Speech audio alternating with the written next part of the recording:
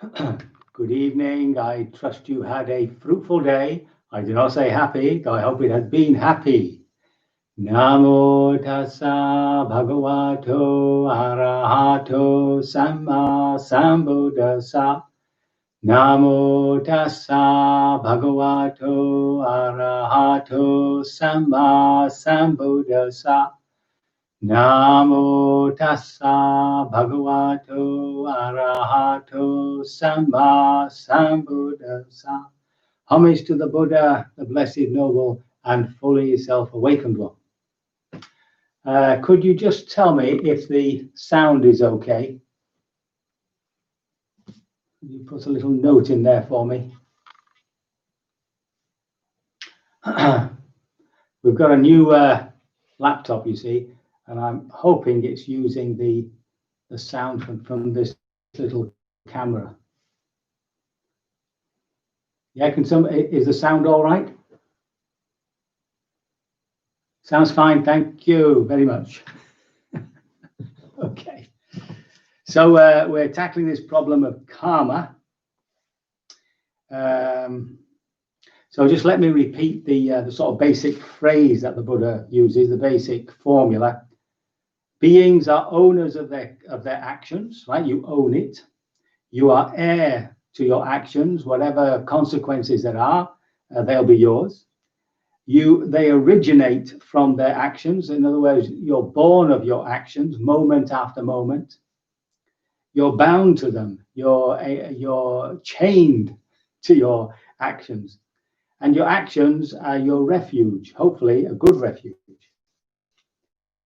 It is action that distinguishes between inferior and superior.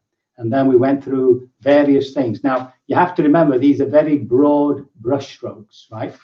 I mean, if some man or woman, if we were to go around killing, murderous, bloody-handed, given to blows and violence, if we did that all our lives, then we would surely end up in a dreadful place. But we don't do that all our lives. It's a big mixture. We also like to abstain from such things and take care of animals and stuff like that, you see. So our lives are a balance between those things that are unskillful, those things that are skillful. So it becomes impossible to say what our destiny is, except in that broadest way, that if we've been generally good, we should be okay. Breathe easy. Now, what I want to center on tonight is the fact that, of course, not everything that happens to us is our personal karma. So that's very important. So, although the Buddha did not formalize this, these sections are taken from what he spoke at various times during his lifetime. And they're called niyama, or laws. So the first one is to do with Utu, which is the seasons, energy. So it's to do with physics, chemistry, etc. It's to do with the mineral world. Now, as you know, for instance, we had a few years ago that terrible tsunami, and killed many people. So it would be foolish for those people to think, well, or foolish for people to think that those people who drowned must have done something terrible in their past lives. When we're born on the earth, we are subject to the physics of the earth, the chemistry of the earth. And now when it comes to, of course, climate crisis, that's something else, because there we are definitely explicitly involved. But when it comes to just natural disasters, and we may be caught up in them, then it's just one of those things that we have to accept. It's part of the risk of becoming a human being. Now, the next one is bija, which means seed. So that's all our genetics. So again, it would be very wrong to think that somebody who was born with an hereditary disease somehow deserves it, right? That would be completely wrong, because as well, we know that our genes are coming up from who knows where, and we've ended up with this particular combination. So there's not much to do with personal karma there. Although, of course, it's understood that the mind can have an effect on the body, but definitely I don't think it would be right to think of hereditary diseases or something that happens at birth through the birth process, whereby the body is injured in some way, as being personal karma. Now, what would be personal karma is, of course, how we relate to the body that we're in. Now, that comes elsewhere, but the actual body itself is what is given to us by our genes. Then there comes karma, of course, which we are actually going into. So that's the moral level of the universe, and that's really to do with how we feel inside ourselves, the meaningfulness of our lives. Our happiness is very much tied in to our goodness, although not necessarily so, of course. If you're a sadist, then you might find some happiness in torturing people. So it's not always clean cut, but what we can say is that whatever is not beneficial to us, not beneficial to others, or to both, will lead to an unhappy place within us. There are examples that come to mind. If you remember the terrible Moors murders that went back in the 60s, Brady and Myra Hindley. So she seems to have come to some sort of forgiveness about it by being a Christian. But Brady went mad, of course, eventually, and seems to have been okay. He got his mind back a bit. And when he was asked, did he ever think about the murders of those boys and girls, he says if he did, it would drive him mad. So it's obviously that something was boiling in him, and that, of course, would manifest in his rebirth. Well, he will be reborn in Buddhist terms, and that will manifest. He'll have to work through that karma, you see. So it's the same even when you think of, Stalin, Hitler, Pol Pot, all these people that we know have perpetrated tremendous evils. They themselves will have to suffer the consequences of that. Then there's Dharma, the law of Dharma, the spiritual laws. So this is, the Four Noble Truths, basically, and everything that comes out of the Four Noble Truths. So that comes pretty straightforward. And of course, involved in that is our karma, right? Because it's all to do with understanding how we create suffering, how we undermine that sense of suffering or unsatisfactoriness, and liberate ourselves. And the final one is chitta. So I've left that finally. Normally it doesn't come in the order that I've given. But the chitta is the heart mind. In the old days, you would have referred to it as the soul. The spirit was something else. So the closest word would be something like psyche, both the heart and mind, emotional and thought life. And a lot of it is given, the way we perceive things. If you're born with poor hearing, then of course you won't hear so well. If you're born with color blindness, you'll see the world in a different way than other people see it. So the actual basis of contact with the world is also given to us, you see.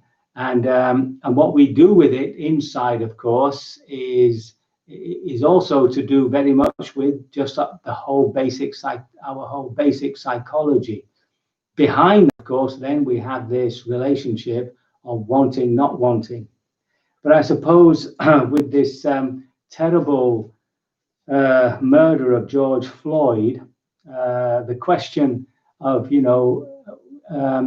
social karma comes into play, and anybody who sees that, I was trying not to see it, but my brother sent me the transcript of what he was pleading for. And I did actually go and watch it, and it's beyond words, isn't it?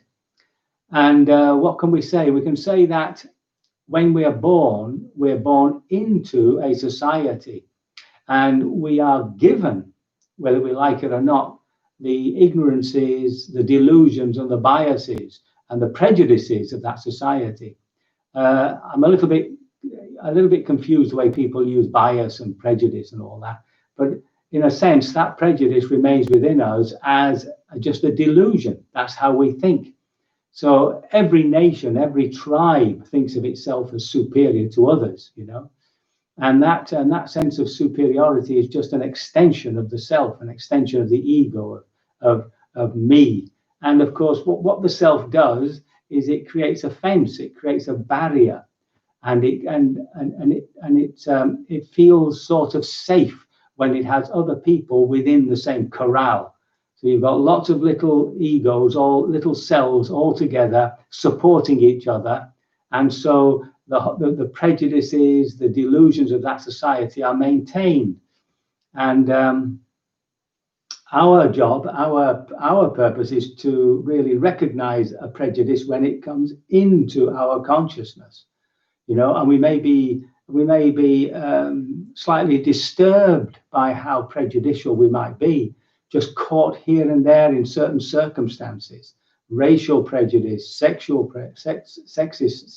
and all that sort of stuff. And we have to be careful, because we have this self-esteem which says, oh, you know, I'm not racial, I'm not this, I'm not that. But when it comes up, you have to be quite honest to ourselves, right?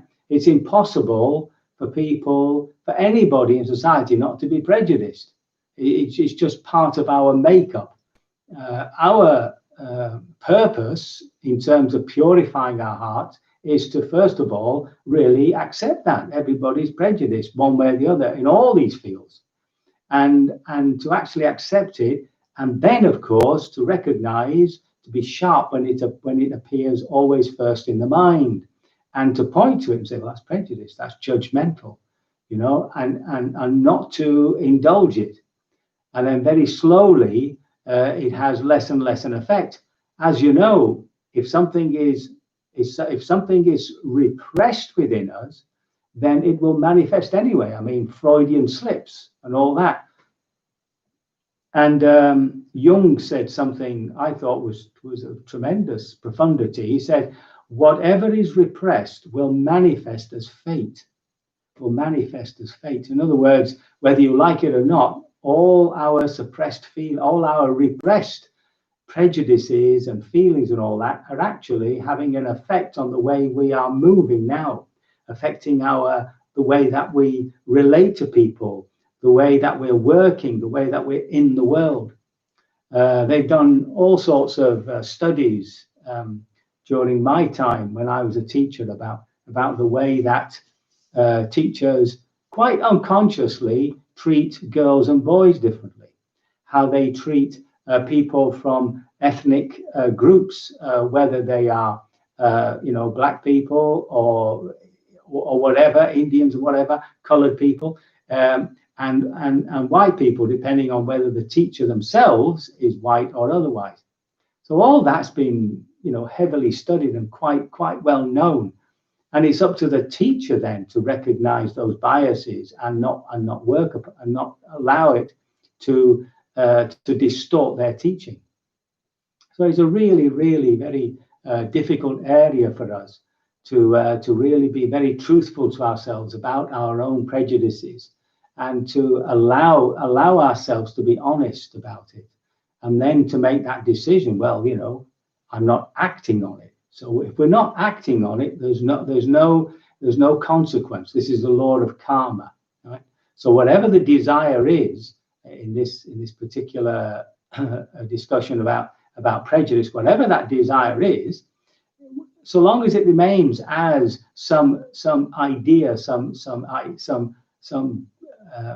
intention in the mind, nothing's happened. I mean, that's really important to grasp. So there's no reason to feel guilt about it. Yeah, there's no reason to feel shame about it. It's not necessary to do that. It's just necessary to say, ah, this is it. That's a racial thought. That's a sexist thought, and so on.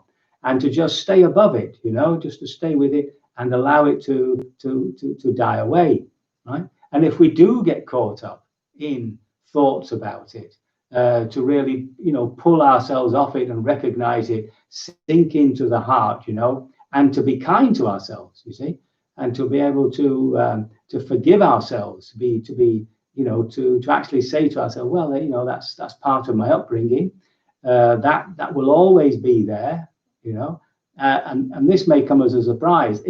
Those little conditionings will be there even if we are fully liberated. They're known as vasana.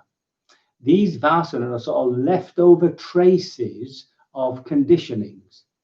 But of course, in somebody who is liberated, it's impossible for them to be caught up in it. But they remain the mind. They will actually appear in given circumstances. So,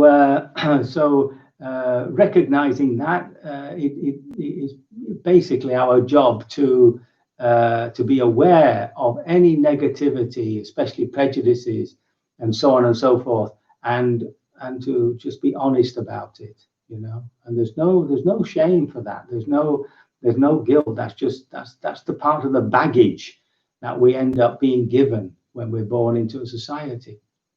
So this dreadful occasion, which I hope, I mean, people are saying that it may have a real fundamental change in America and across the world, hopefully.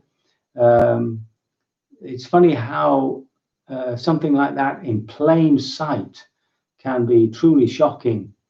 I remember the Vietnam War, that picture, I'm sure you all remember it, the picture of that young girl.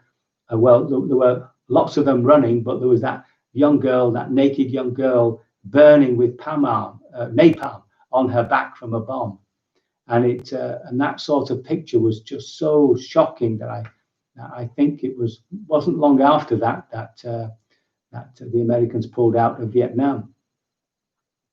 So it's good to sit with these sorts of things and you know, just bear with the horror of it, really. So well, I can only hope my words have been of some assistance, and that through all of our efforts to actually perceive what is unwholesome in us and not to activate it, not to act upon it, we will slowly liberate our hearts from all this negativity and become fully liberated from all suffering sooner rather than later.